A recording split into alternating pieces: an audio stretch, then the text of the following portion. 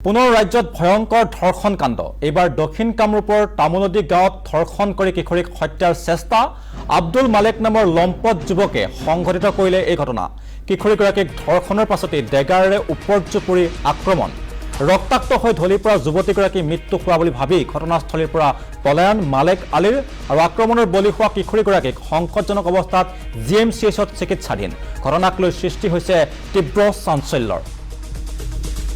পুনৰ জনাইছো এক ব্ৰেকিং নিউজ পুনৰ ৰাজ্যত ভয়ংকৰ ধৰ্ষণ কাণ্ড এইবাৰ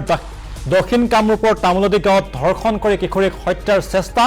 আব্দুল মালেক নামৰ লম্পট যুৱকে সংঘটিত কৰিলে এই ঘটনা আৰু কিশোৰীগৰাকীক ধৰ্ষণৰ পাছতেই ডেগাৰেৰে উপৰ্যুপৰি আক্ৰমণ ৰক্তাক্ত হৈ ঢলি পৰা যুৱতীগৰাকী মৃত্যু হোৱা বুলি ভাবি ঘটনাস্থলীৰ পৰা পলায়ন মালেক আলীৰ আৰু আক্ৰমণৰ বলি হোৱা কিশোৰীগৰাকীক সংকটজনক অৱস্থাত জিএমচিএইচত চিকিৎসাধীন আৰু এই ঘটনাক লৈ সৃষ্টি হৈছে তীব্ৰ চাঞ্চল্য আমি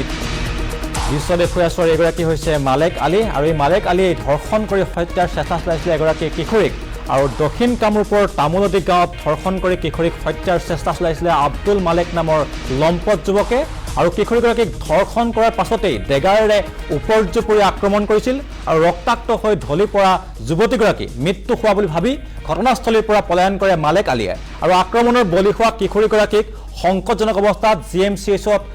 চিকিৎসাধীন হৈ আছে আৰু ঘটনাক লৈ এতিয়া চাঞ্চল্যৰ সৃষ্টি হৈছে